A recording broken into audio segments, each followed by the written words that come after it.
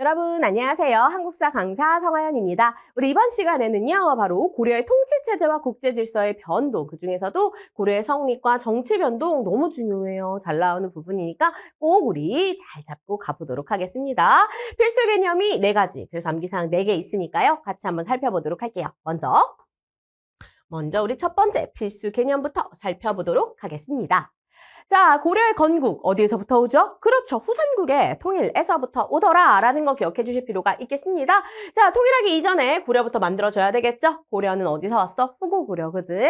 자, 궁예가 너무 실망스러운 정치하죠. 뭐 미륵불이라 그러면서 내가 뭐 미래를 본다 막 이렇게 난리를 치고, 그지? 막 주변에 있는 사람들 막 다 의심해서 죽이고 이런 실망스러운 정치를 하는 이 사람들이 궁예를 몰아내고 왕건을 왕으로 추대하면서 우리도 고구려겠어. 그래서 고려라고 해서 건국을 하게 되는 거죠. 그리고 원래 그때 당시에 수도가 철원이었잖아요. 수도를 다시 자신의 근거지인 송악, 개성으로 이동을 시키고요. 그래서 고려의 수도는 개경입니다. 같은 말이에요. 송악, 개성, 개경, 계속 고려의 수도더라. 지금 개성공단 있는 거기다라고 생각해 주시면 되겠고요. 자, 그러면 어떻게 민족을 재통일하였는가? 자, 작전이 다 있었죠. 그죠? 우선 발해의 유민을 포섭했다라는 내용 나와져 있습니다. 발해가 926년에 멸망을 하게 되는데요. 그때 발해 사람들이 고려로 많이 넘어오는데 그들을 받아들였고, 그 외에 이 사람이 이제 처음에 고려 건국하고 나서는 후백제가 되게 강성했죠. 걔네들에게는 강경하게 대응하는 정책, 그지? 반면에 이제 신라에게는 좀 잘해주는 햇볕 정책을 했던 거지. 그래서 망해가는 신라는 알아서 나라를 갖다 바쳤고요. 그죠? 그리고 이제 후백제는 결국 공격을 통해서 그렇게 멸망시키고 그렇게 삼국을 통일했더라라는 거 기억해 주시면 되겠습니다. 그래서 발해 유민은 포섭했다. 신라는 우호적인 입장이라서 경순왕이 항복하면서 전투 없이 복속시켰다. 왕권 승계를 두고 내분이 일어난. 그래서 아쉽지만 견훤이 아들 장사를 좀 제대로 못했죠. 그죠? 그래가지고 결국에는 이제 그 아들들끼리 서로 이제 싸우고 그리고 막 앞발 가두고 별 난리가 나서 결국 후백제는 싸워서 신검군대를 격파시킵니다. 견훤의 아들이죠. 그래서 그렇게 민족의 재통일이 이루어졌다라는 정도만 파악해 주시면 됩니다. 자, 그렇다면 고려의 통치체제 정비로 가보도록 할게요. 자, 그 전에 거는 사실 그 우리 후삼국 통일에서도 이어져 오는 거니까 뭐 그렇게 중요하지 않고 그 정도로만 정리해 주시면 되겠고요. 중요한 건 왕이죠. 자, 고려하면은 우리가 왕 한 4명만 잘 기억하시면 됩니다. 첫 번째, 태조. 그 다음 광종, 그 다음 성종, 그 다음 공민왕이요. 자, 이렇게 4명만 잘 기억해 주셔도 되고요. 그리고 고려의 전체적인 흐름을 잘 파악해 두실 필요가 있습니다. 가장 먼저, 자, 고려를 건국했던 왕건은 무슨 출신이다? 호족 출신이다 라는 거, 그지? 그래서 호족 중심으로 처음에는 나라가 운영되는데 이들 중에 일부가 문벌로 발전합니다. 귀족화된다라는 거죠. 그 문벌화된 사회에 너무나 문인들만 위로 그런 걸 했겠죠. 그죠? 위주로 돌아갔겠죠. 그러다 보니 무시당했던 무신들이, 그죠? 무신정변 일으키게 되는 거고요. 그죠? 자, 그렇게 무신정변이 있을 때 어떤 일이 일어나게 돼? 그렇지. 몽골의 침입이 일어납니다. 그래서 결국 나중에는 몽골과 강화를 맺게 됐고 그러한 과정에서 몽골과 친해지는 세력 권문세족 등장을 하죠. 자, 그렇게 권문세족 이후에 나중에는 공민왕이 개혁하려고 노력하게 되면서 신진사대부 등장하고 또 그 시기에는 홍건적과 왜구의 침입으로 신흥무인 세력까지 등장하게 되면서 신신이들이 나중에는 조선을 건국하게 되는 그러한 맥이 있습니다. 그래서 자, 고려 같은 경우에는 지배 세력의 순서를 좀 잘 기억해 두실 필요가 있어요. 가장 먼저는 호족이죠. 호족. 그래서 이렇게 호족에 관련된 애들 여러분들 기억해 두실 필요가 있겠고요. 자, 호족에서 어떻게 간다? 호족에서 문벌로 가고요. 문벌에서 다시 무신으로 가고 그 다음에 권문세족으로 간 다음에 신진사대부로 가는 이 세력만 잘 알아두시면 전체적인 내용 살짝 엮어서 전체 흐름 맞추기 이런 거 쉽게 하실 수 있을 거예요. 자, 그렇다면 우리 같이 한번 고려태조 살펴볼게요. 자, 고려태조 이제 막 나라를 만들었으니까 당시 후삼국에서 가장 불만이 많았던 거, 백성들이 힘들었던 거 뭐겠어? 세금 싹 깎아줘야죠. 그래서 취민유도라고 합니다. 야, 너 그렇게 백성에게 수치를 할 거면 자기 유도, 도리가 있어야지. 다 정책 이시해야지. 수확량 10분의 1만. 그리고 없을 땐 빌려주는 흑창도 있습니다. 그래서 백성을 구휼하는 그런 정책이었다라는 거예요. 그래서 백성들의 삶을 우선 안정시키려고 노력했고, 그리고 호족들의 세력에서도 서열 잡는 거 중요하겠죠. 다 호족들이었으니까. 나도 호족이었잖아. 나 왕건이야. 자, 그러면 피유책 해야 되겠죠? 야, 다 내 편들아. 결혼하고요. 그리고 아유, 결혼하래 없으면은 성씨 하사하는 거죠. 그죠? 자, 그리고 견제도 해야 되죠. 기어 오르면 안 되니까. 그래서 있는 제도가 기인제도와 사신관제도 잘 기억해 주셔야 됩니다. 자, 지방 세력을 출신제 사신관으로 임명해서 야, 거기 반란이 일어났어? 그러면 네가 잘 관리해야 돼? 약간 이런 거야. 그래서 잘 관리해라. 심각하게. 네가 있던 지역 사신관. 기인제도는 인질입니다. 인질. 그래서 호족 유력 세력의 자제를 유학시킨다는 명분으로 이렇게 수도에 두고 사실은 인질이죠. 여기 네 아들 있으니까 잘해라. 약간 요런 제도다라는 거죠. 그래서 견제책으로 긴 사신관 꼭 기억해 주시고요. 자, 숭불. 왜? 불교의 힘으로 나라를 세웠기 때문에 연등의 팔관회를 매우 중시했는데 이거를 나중에 줄이는 게 바로 누구냐면 성종 때는 유교 정책을 하다 보니 그래서 약간 그런 걸 약간 축소시키는 것이 있습니다. 일단 북진 제일 중요하죠. 나라 이름 뭐? 고구려. 그러니까 우리가 서경을 중시하고 영토를 확장하자라는 거였습니다. 북진 정책 실시했고요. 다음 애들도 잘해야 되잖아. 나만 잘하면 안 되겠지? 그래서 훈요 10조를 남겨요. 후대 왕들에게 얘기를 하는데 그 내용들 다 있어요. 연등의 팔관을 잘해라. 서경을 중시 여겨라. 거란의 제도는 본받지 말아라. 너무 중요하거든요. 왕건의 훈요 10조 꼭 기억해 주시고 그걸 보여주면서 왕건에 대해서 묻는 문제 나올 수 있겠습니다. 자, 그러면 태조 다음 누구? 암기 광종 나오죠. 예, 광종 정말 자주 나오는 친구입니다. 정말 그런 유명한 아저씨예요. 같이 한번 보도록 하겠습니다. 자, 광종은 자, 어떤 거냐면 이제 우선은 왕권을 광화시켰다. 이렇게 기억해 주시고 그리고 광종에서 이응을 빼주시면 뭐가 돼요? 예, 과거제가 되겠죠. 그죠? 그래서 과거제를 실시해서 인재를 육성합니다. 왜 그랬어야 했느냐? 자신의 편을 만들어야 되거든요. 왜 자신의 편을 만들려고 했느냐?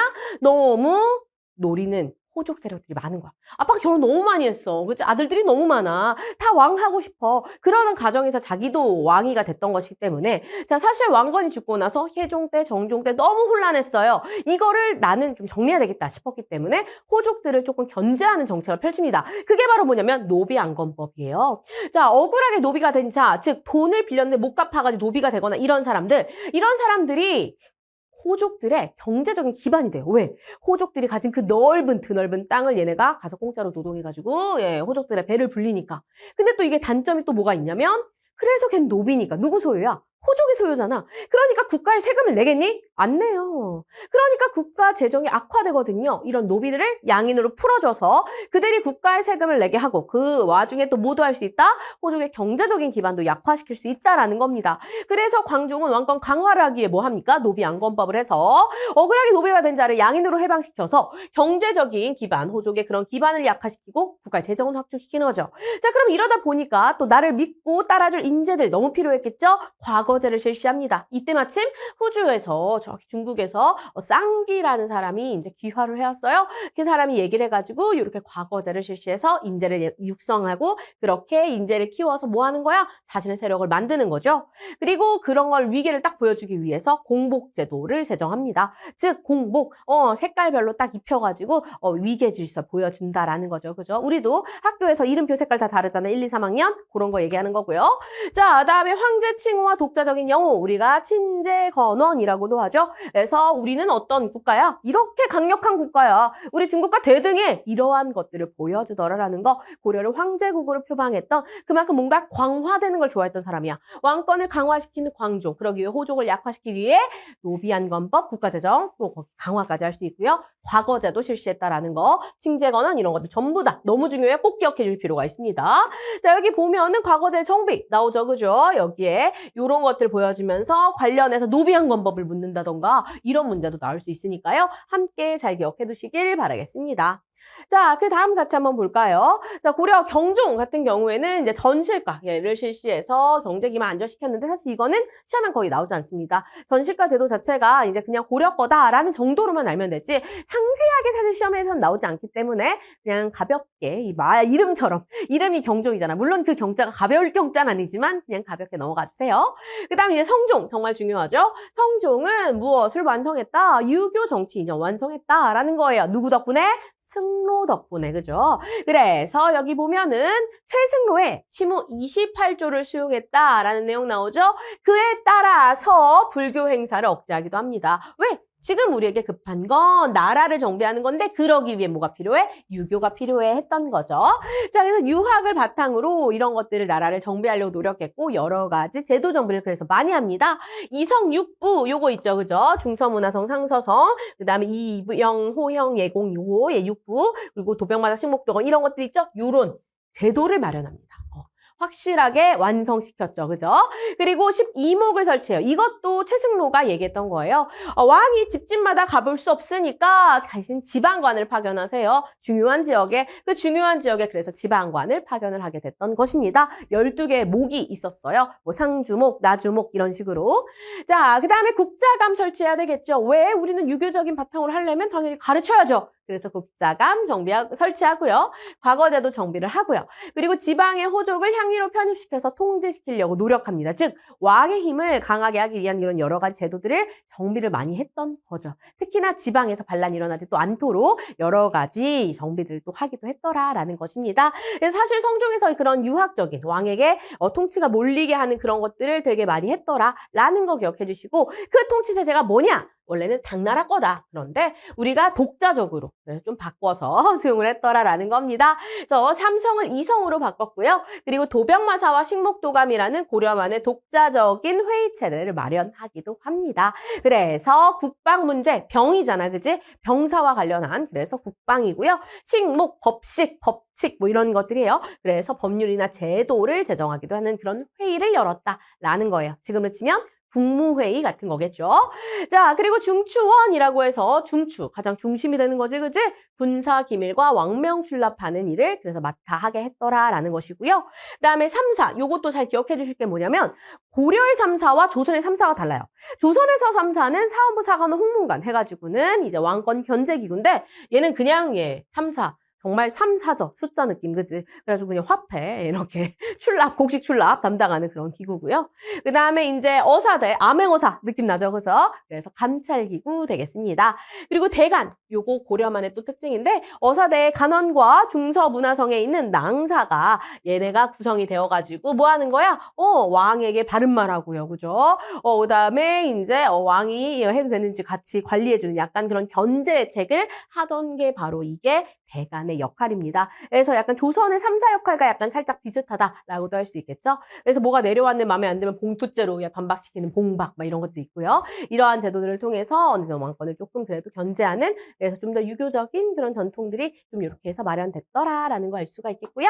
자, 지방통치체제도 정비한다고 했었죠. 요거는 전국을 경기와 오도로 나누게 돼요. 우리 조선은 8도로 나누죠. 얘네는 경기와 오도였더라라는 거고요. 자, 오도 아래 주부 군현이 있습니다. 우리는 8도 아래 뭐가 있어요? 지금 시, 군, 구 이런 식으로 있죠. 이때는 무슨 주, 무슨 부, 무슨 군, 무슨 현 이렇게 있었다라는 거고 특수행정구역 너무 중요하죠. 향부곡소 일반 군현민보다 더 많은 세금을 냈기 때문에 불만이 많았는데 얘네들한테 그래서 이제 이용도 잘 해먹었어요.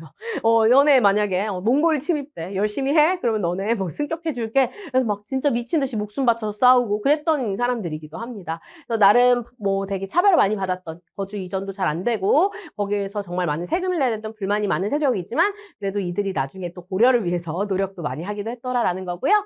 자, 그리고 이제 지방관을 파견한다고 했는데 아쉽게도 전부 다 파견되진 못했습니다. 그래서 파견된 곳도 있고 그렇지 않은 곳도 있는데 당연히 뭐가 더 많았겠어? 파견되지 않은 곳이 더 많았어요. 아직은 완벽한 중앙집권은 아니에요. 그건 조선 가야지 이루어집니다. 그래서 조금 아쉽지만 어쨌든 이런 게 있다는 것 자체가 의미가 있고 그리고 지방호족을 향리화시켜서 이제 실질적으로 생정 실무를 담당시켰던 그러한 일들을 맡았더라 해서 조선보다는 그래도 조금 더 힘이 있기는 해요. 그런데 어쨌든 예전에 비하면 역할이 조금은 줄었다라는 거죠. 그리고 또 전국의 도에 안찰사를 파견하는데 이것도 좀 잘 헷갈리실 거예요. 나중에. 자, 고려 같은 경우에는 5도라고 했죠. 그죠? 왜냐하면 아직 영토가 조선보다 조금 작아요. 그 다음에 조선이 영토가 조금 더 넓어지죠. 8도입니다. 그래서 여기에다 누굴 파견하냐면 얘는 안찰사 파견한다 그랬죠. 1, 2, 3, 4, 5. 그래서 안찰사고요. 그래서 편안한지 잘 관리하고 와, 관찰하고 와 라는 거고 조선은 8도라 그랬잖아. 1, 2, 3, 4, 5, 6, 7, 8 네, 관찰사를 파견하더라라는 거. 그래서 요거 좀 헷갈리는데 요렇게 생각하시면 조금 더 이해가 쉽습니다. 요렇게 지방행정을 관리하기도 했더라라는 거고요.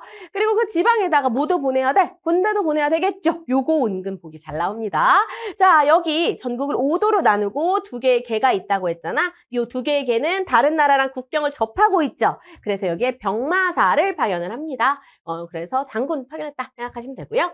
요충지에다가는 진을 설치했고, 자, 그리고 중앙, 여기 수도 있는 곳에도 당연히 설치가 되겠죠. 수도와 국경을 박원하는 유기가 있고요. 왕의 친위부대 2군 있습니다. 그래서 뭔가, 2군 6위? 이성육부? 2와 6을 좋아하는구나. 라는 거 알 수가 있겠죠. 자, 그다음에 지방군은 주현군과 주진군인데요. 현에 설치됐다 해서 주현군이고 그 다음에 양계에 진을 설치했다 그랬잖아. 그래서 주진군이 되겠습니다. 자, 그다음 교육기관 국자감 아까 누가 설치했다고 그랬죠? 네, 성종 때요. 그리고 지방에는 향교가 설립됐었고 이를 바탕으로 유교 공부하고 나중에 과거 쳐서 우리가 관직에 나아갈 수 있는데 아쉽게도 고려는 아직은 귀족적인 특징이 있습니다. 그래서 시험을 보지 않고도 진출할 수 있는 음서라는 제도가 있어서 이것이 나중에 문벌 귀족 사회를 만드는 데 되게 영향을 많이 주고요. 문벌뿐만 아니라 후에 권문세족들도 이러한 음서를 통해서 계속 고위관직을 차지하게 돼요. 음서는 아무나 받을 수 있는 혜택은 아니었고요. 이제 왕족 그런 공신이라던가 5품 이상의 고위 관리 이런 애들 있죠. 거의 뭐 왕족이나 다름없는 그런 애들 있잖아요. 그렇게 강한 애들, 좀 강력한 애들에게만 이제 그 뭐 자식들이라던가 심지어 뭐 사위나 외손자도 가능했어요. 그렇게 이제 관직을 무시험으로 진출할 수 있게 해주는 아주 좋은 뭐 그들의 입장에서는 하지만 지금으로 보면 되게 불평등해하는 그러한 제도가 있었습니다. 그래서 여기 보면은 5도 양계라는 거 보시면은 이거 뭐다 고려구나 이렇게 연결하실 수 있으셔야 되겠죠? 자, 이번에는 고려 대외관계로 가보도록 하겠습니다. 고려의 대외관계는 크게 우리가 어느 민족이 침입해 왔는가? 그때 지배세력 누구였는가? 요 정도로만 정리를 잘 해주셔도 되거든요. 먼저 우리가 이제 호족일 때, 그치? 그리고 이제 막 문벌 사회가 형성되던 그 시기에는 어땠냐면 거란이 가장 먼저 침입을 해옵니다. 왜? 자, 고려는 북진 정책을 하려고 했기 때문에, 그치? 북쪽에 거란과 여진이 있는데 사실 얘가 그 당시엔 좀 더 강력했고 얘는 좀 매가리가 없는 친구들이었어요. 그러다 보니까 뭐 여진은 크게 뭐 그럴 게 없었는데 거란이랑 별로 크게 계속 사이가 안 좋았죠. 근데 거란은 사실 요 밖에 있는 송나라가 더 싫었습니다. 그래가지고 거란은 송을 치러 가고 싶은데 그때 만약에 고려가 이렇게 오면 안 되니까 먼저 고려를 쳐 들어오려고 했던 거죠. 그때 이제 서희가 뭐 한 거야? 야, 우리가 이제 딱 걔네들의 목적을 간파한 거죠. 얘네는 우리를 침입하려 한 게 아니라 송을 침입하기 전에 배후 세력인 우리를 좀 없애려고 했던 거구나. 왜? 우리는 송이랑 친하니까. 송이 문물도 뛰어나고 막 이러니까 또 거란을 견제하는 목적으로도 우리도 그렇게 실리적인 외교를 했던 거죠. 그러다 보니까 우리를 그러려고 했구나. 알았어. 그래서 서희가 가서 담판하죠. 야, 우리가 너희랑 교역할게. 근데 사실 여기 여진 애들이 있는데 걔네 때문에 그래. 여진 애들만 몰아주면 우리가 너희랑 교류할게. 거기 야, 너네랑 교류하기 어렵다 야. 이런 식으로 말을 한 거지. 그래가지고 그랬어? 그래가지고 얘네가 여진을 몰아내고 강동 육주를 줍니다. 하지만 안 하죠 교류. 왜? 우리는 영토를 확장하는 게 목적이지. 그치? 거짓말한 거죠. 자, 그리고 나서 2차 침입 또 옵니다. 당시 고려가 너무 혼란했어요. 강조라는 사람이 정변을 일으켜서 그걸 구실로 침입을 했는데 이제 진짜 막 개경까지 쳐들어왔을 때 양규라는 사람의 활약으로 잘 물리치죠. 그리고 나서 이제 계속 화가 난 거야 고라는. 우리랑 친하게 지낸다면서 너네 너무하는 거 아니야? 야, 그럴 거면은 내가 저도 땅 돌려주라고. 근데 우리 줄 수가 없어요. 내 거거든 이미. 그러니까 이제 거부를 했고 침입을 한 거죠. 이때 강감찬이 어디에서? 바로 여기 귀주에서, 그지? 귀주에서 큰 승리를 거두게 됩니다. 여기 6개 주 중에 하나가 바로 귀주예요. 그래서 결국에는 우리가 거란지를 몰아냈다라는 것이고요. 그 이후에도 쳐들어올까봐 수도 주변엔 나성, 국경 주변에는 천리, 장성을 쌓고, 자, 이 덕분에 소려, 송, 거란의 세력 균형이 유지가 되었었습니다. 자, 그런데 문제는 그 이후에는 자꾸 여진족 애들이 우리 국경을 넘어와요. 그래가지고 쟤네를 우리가 치려면 쟤네는 주로 말 타고 싸우니까 우리가 기병부대를 만들어야 됩니다. 윤관이 별무반을 편성하자라고 얘기를 하죠. 그래서 여진을 정벌하고 여기에 동북 구성을 쌓았다고 하는데 얘네가 나중에 돌려달라 간 정도 하고요. 솔직히 너무 멀어가지고 관리도 어려워가지고 그냥 돌려주게 됩니다. 그래서 걔네가 그걸 바탕으로 크게 또 성장을 하죠. 그래서 금나라를 만들고 고려의 군신관계를 요구했는데 이때 아쉽게도 문벌 세력이었던 이자겸이 정권을 유지하기 위해 이를 수용하게 되면서 우리의 북진 정책은 아쉽게 좌절되고 맙니다. 그래서 문벌 때문이다. 아우 슬프다라는 거 기억해 주시길 바랄게요. 그래서 여진 같은 경우에는 이렇게 우리가 윤관 별무반 동북구성 이자겸 이러한 포인트 키워드 잘 가져가시고요. 거란 같은 경우에는 서해 강동육주 강감창 귀주대첩 천리장성까지 가주시면 되겠습니다. 자, 이번에는 우리가 문벌 사회 성립과 동요 같이 한번 가보도록 할게요. 방금 이자겸 얘기를 했었는데 이러한 문벌 애들은 어디에서 성장했다? 호족에서부터 성장하는 겁니다. 자, 호족에서 육두품들 중에서 계속적으로 과거나 음서로 고위간직을 차지하고 나라에서 공음전이라고 땅도 받아가지고 부자고 게다가 결혼을 계속 왕가랑 하면서 왕실과의 혼인관계로 탄탄한 그러한 사회적인 것까지 유지를 하던 이런 애들이 권력을 12세기부터 독점하기 시작합니다. 대토지를 소유하고 거의 뭐 왕에게 뭐 진짜 뭐 대도전하는 그런 사람이 된 거죠. 그게 누구다? 이자겸이다. 경원이 씨 가문 계속적인 혼인 관계. 장난 아니에요. 그죠? 너무 불쌍해요. 여기 잘 보시면 아시겠지만 여기 뭐 예종하고 인종하고 보면은 다 이자겸의 딸이에요. 즉 인종은 자기 이모랑 결혼을 했어요. 충격적인 일이죠. 자, 그래서 권력을 이렇게 독점하니까 결국 이제 이자겸을 없애야 된다. 또 이런 것들도 있었겠죠. 그래서 국왕의 측근 세력들이 그를 공격했으나 오히려 이자겸이 반박하면서 나는 일으킨 거죠. 내가 왕 되겠다 하면서 자기의 부하인 척준경과 나는 일으키는데 이름부터 척을 지을 것 같은 느낌이죠. 맞아요. 나중에 배신해서 인종편에 붙어서 이자겸을 제거하게 됩니다. 결국 본인도 제거당하죠. 어쨌든 그렇게 척준경이 축주를 하지만 그렇게 탄핵받으면서 몰락하고 말았다. 결국 그냥 어떻게 관료가 뭐 한 거야? 왕권에 도전했잖아. 왕권이 약화되고. 근데 또 어쨌든 가장 메인 세력 중에 하나가 빠져나갔잖아요. 흔들리는 거죠. 문벌 사회가 흔들리기 시작하는 겁니다. 이때다. 그래서 인종이 이때 뭘 하려고 했던 거야? 우리가 좀 강력한 왕권을 가기 위해서 얘네 말을 좀 들어야 되겠다. 걔네가 바로 누구야? 서경파였습니다. 그 서경파는 바로 묘청과 정지상 같은 이제 승려 그리고 신진 세력인데 이들이 서경으로 가자라고 얘기를 해요. 그러면서 이렇게 가야 우리가 지금 그지같이 그 여진족이랑 우리가 군신관계 맺고 너무 슬픈데요. 이거 지금 우리가 다시 바꿀 수 있고 왕권도 강화될 거고 주변에 막 국가들이 우리한테 막 절을 할 거고 막 얘기를 해요. 여기가 좋은 땅이래요.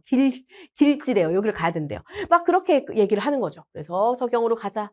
그리고 황제로 칭하고 우리의 독자적인 연호를 쓰고 금나라도 정벌합시다. 우리의 북진 정책을 다시 합시다. 막 얘기를 하는 거지. 근데 당연히 개경파는 자신들의 메인 세력을 갑자기 잃게 되는 거잖아요. 거기에 땅도 많고 한데 갑자기 서경으로 지금도 우리 수도 천도 쉽지 않잖아요. 그죠? 이때도 그랬다라는 거예요. 그래서 기존의 질서를 유지하자. 그래서 계속 주장하니 안 되겠다 한 거죠. 게다가 또 그러려고 가려고 나름 인종이 막 궁궐도 만들고 하는데 뭐 궁궐 불타고 뭐 또 가는 길에 뭐 막 가마 막 뿌개주고 막 이러니까 결국에는 이제 서경철도 실패하고 말았습니다. 너무 묘청이 슬픈 거야. 자기의 신념은 무조건 서경인데 그래가지고 이제 자기가 난을 일으켜서 대위국을 만들어요. 그리고 연호도 1000개라고 해가지고 나라를 하나 만듭니다. 금방 정리되죠. 그걸 정리한 게 누구? 김부식이요. 김부식 하면 뭐예요? 네, 삼국사기요. 그 삼국사기 썼던 사람이 뭐를 정리해요? 묘청이 서경천도 운동을 정리해요. 그거 되게 많이 물어봐요. 삼국사기랑 관련해서 묘청이 서경천도 운동을 물어본다던가 묘청이 서경천도 운동을 진압한 사람에 대한 업적을 물어본다던가 그런데 무슨 여진과의 군신관계 뭐 이런 거 하면 안 되겠죠. 그죠? 뭐 해야 돼? 그렇지. 삼국사기. 저서 어술했다라는 거. 이 사람이 진짜 똑똑한 사람이기도 하면서도 이제 그렇게 당시에 되게 많은 권력을 가지고 있었던 사람이다라는 거. 김부식도 문벌입니다라는 거 기억해 주셔야 됩니다. 이게 바로 문벌 사회가 흔들리게 된 계기. 이러한 계기에서 계속 무시받던 누가? 문신들이 나중에 정변을 일으키게 되는 거죠. 그래서 고려의 전체적인 흐름, 지배 세력으로 파악해 주시고 그때마다 누가 침입했는지도 같이 연결해서 기억해 두실 필요가 있겠습니다. 자, 그렇다면 이번 필수기임 4로 가볼게요. 무신 정권의 성립과 사회 변화 되겠습니다. 자, 당시 왕이었던 의종 이미 뭐 상태가 봐봐 그 전에 막 인종 난리 나고 혼란하잖아요. 그러니까 처음에는 그래도 나를 열심히 해보려고 했는데 잘 되지 않으니까 이제 결국 실망스러운 정치를 하게 됩니다. 그래서 그리고 계속 무신에 대한 차별은 이어져 왔고요. 같은 급이어도 월급을 덜 받는다던가 게다가 또 제대로 된 그런 뭐라 해야 되지 그 관리에 등용하는 체제도 없었던 거죠. 그래서 거의 묵과는 잘 이행이 되지 않았기 때문에 고려시대에 그러다 보니까 그런 문제들 그런 것 때문에 무신들이 너무 화가 많이 나 있었어요. 그래서 이의방 정중부 같은 무신들이 정권을 장악한 무신 정변 일어났죠. 그래서 의종을 폐위시키고요. 문신들을 제거합니다. 그렇게 중방 중심, 원래 자신들의 회의기구를 중심으로 나라 정치를 운영해 나가는 거죠. 자, 그러면 얘네들 다 어때? 함께나 했던 힘이 좀 있는 그런 애들이야. 그러니까 서로 내가 1등 하고 싶겠지. 그러다 보니까 얘네들끼리 그렇게 많이 다퉈요. 그래가지고 결국에는 정권 다툼이 너무너무 심해가지고 자주 정권이 교체가 됩니다. 이의방, 정중부, 병대승 막 이런 식으로, 이의민 막 이런 식으로. 그런데 그중에서 또 심지어 이의민은 천민 출신이야.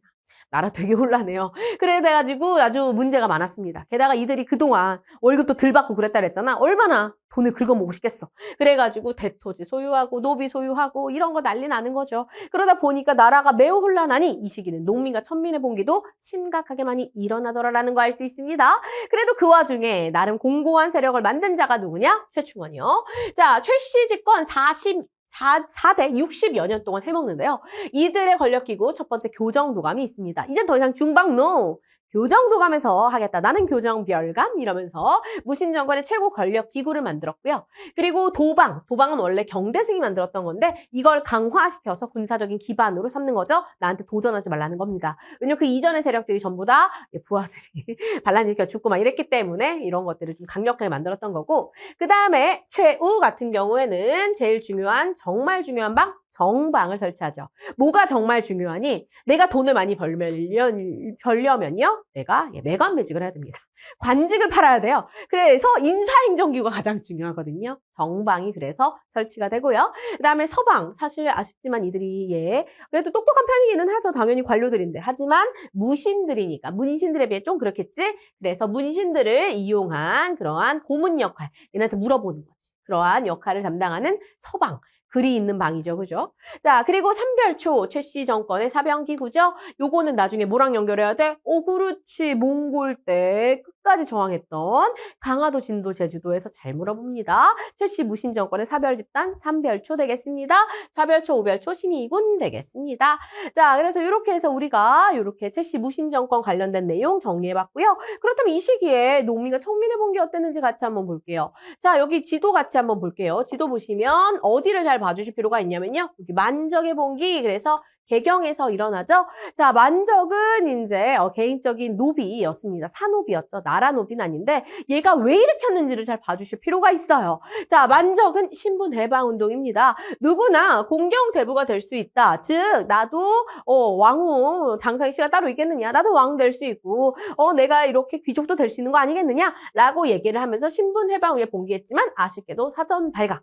결국 전에 드러나서 아쉽게도 실패를 하고 말았죠. 하지만 나름의 되게 이제 의미가 있었던 운동입니다. 당시 이의민이라는 천민 출신 최고 집권자가 있었거든요. 아빠가 소금 장수였는데 진짜 등치도 좋고 싸움을 잘해가지고 최고 집권자까지 올랐는데 최충원이 제거를 하죠. 어쨌든 이의민 이런 사람들 때문에, 그래서 천민 출신들 덕분에 천민들의 봉기도 이어졌다. 또 다른 천민 봉기가 바로 전주의 관노비의 난이었고요. 그 외에는 먹고 살기 힘든 농민들의 난이 있었습니다. 김삼이와 효심, 농민 봉기죠. 경상도에서 일어났던 거고요. 그다음 망이망소이 잘 기억해 주셔야 돼요. 이들은요 농민 봉기면서도 좀 신분해방 운동인데, 왜냐면 이들이 특수 행정구역인 공주명학 소에 살았기 때문입니다.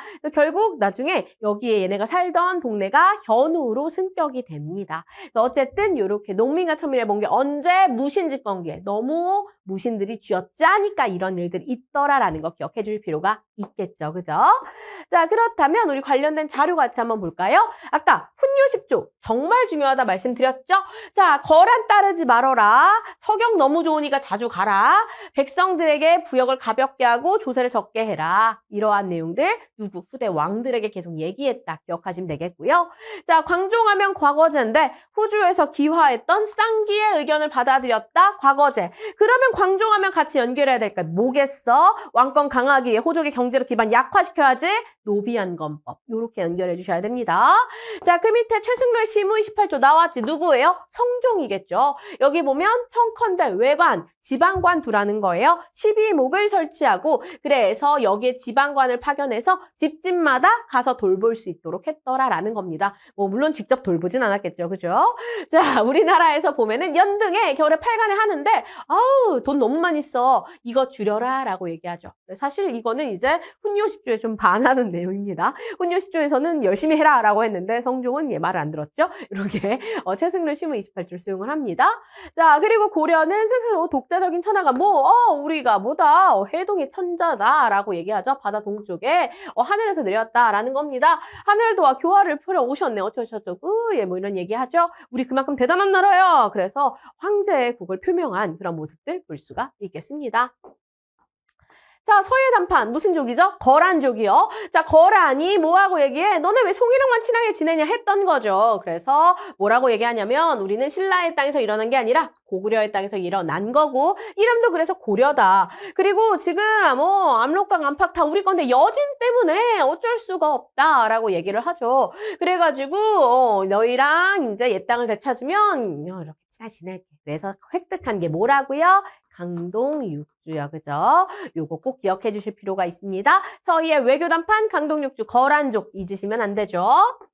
자, 다음 무신정변입니다. 무신정변 같은 경우에는 왜 일어났는가? 의중의 실망스러운 정치에다가 계속 무시받았지, 그지? 여기 보면 어떤 일이 있냐면, 어떤 사람과 수바퀴를 하다가 이기보다 달아났어. 한 애가 갑자기 앞으로 나서면서 이성에 뺨을 때렸어. 그래가지고 떨어졌어. 와, 신난다고 웃었대. 그래가지고 거기서 기분이 너무나 나쁜 거야. 이송은 벼슬 3품인데 어쩌면 이렇게 심한 모욕을 하는가. 그래가지고 왕이 정중부의 손을 잡고 말렸대. 제발 그러지 마. 그랬는데 이미 너무 열받았죠. 그래서 칼을 뽑고 그래서 결국에는 어떤 일이 일어나게 됐던 거예요. 왕의 명령을 속이고 사람들 죽였고요. 그렇게 죽이고 왕도 결국 폐위시키고 무신정변 일으키게 되는 겁니다. 얼마나 그동안의 무시와 차별에 열받았으면 이런 일이 우발적으로 좀 일어난 거죠. 그죠? 자, 이러한 무신 정권을 아주 공고히 만들었던 게 최씨 정권인데 그 중에 하나가 최우죠. 최우가 자신의 집에 정방을 두고 인근사를 다뤘다라는 거, 정방 제일 중요한 거기 때문에 그지? 그래서 원래는 그러면 안 되는 건데 이렇게 됐다라는 겁니다. 그리고 최씨 무신 정권의 최우하면 삼별초, 그래서 몽골과의 항쟁 꼭 같이 기억해 주실 필요가 있고요. 일단 만정에 나오죠. 이것도 무신집권기다라는 거 잊으시면 안 되겠습니다.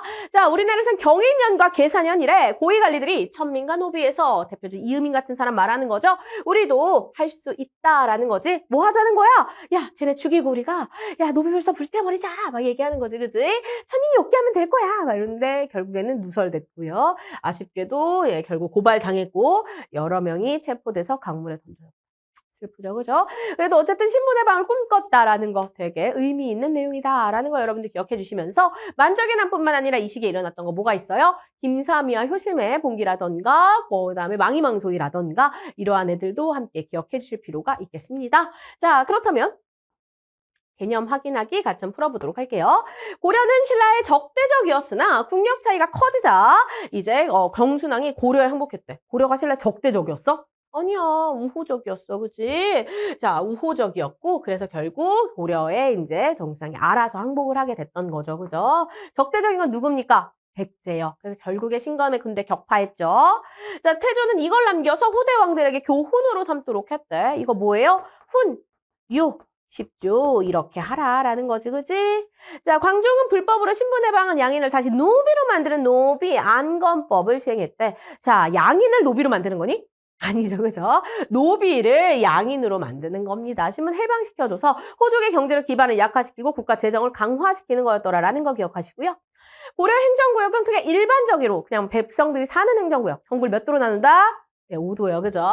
그리고 군사행정구역은 이제 국경에 있었죠, 그죠? 무슨 개? 2개의 개가 있어서 이양개, 북개, 동개. 자, 강동 육주의 반환을 거부하자 다시 침입한 거란을 귀주에서, 그럼 뭐야? 노래도 나오지? 귀주대첩, 강감찬, 그지? 서희 거란족. 둘 다 서희랑 강감찬 모두 거란과 관련 있죠?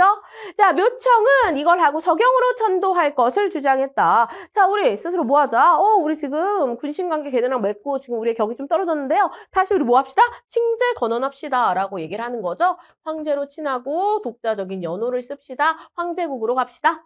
자, 최후는 좌별초, 우별초, 신의군으로 이루어진 뭐 세 가지 삼별초가 되는 거죠. 이 삼별초 그리고 정방 이런 거 있었고요. 이 최후 때 이제 몽골이 침입을 해왔기 때문에 그때 그래서 강화도로 수도도 옮기고 열심히 항전했지만 잘 되지 않았고 결국 나중에 우리가 개경환도 할 때 이 삼별초가 끝까지 저항을 하죠. 강화도, 진도, 제주도로 옮겨가며 저항을 합니다. 그렇게 같이 좀 연결해주면 더욱더 좋겠습니다. 어차피 다음에 배울 거지만. 그래서 어쨌든 이렇게 해서 고려 같은 경우에는 전반적으로 정치, 세력 놓고요. 그 다음에 관련해서 쳐들어온 애들 이렇게 해서 연결해 주시면 훨씬 더 전체적인 정리가 쉽습니다. 그렇게 머릿속에 정리해 두실 수 있도록 공부해 두셔야 되겠습니다. 수고 많으셨습니다.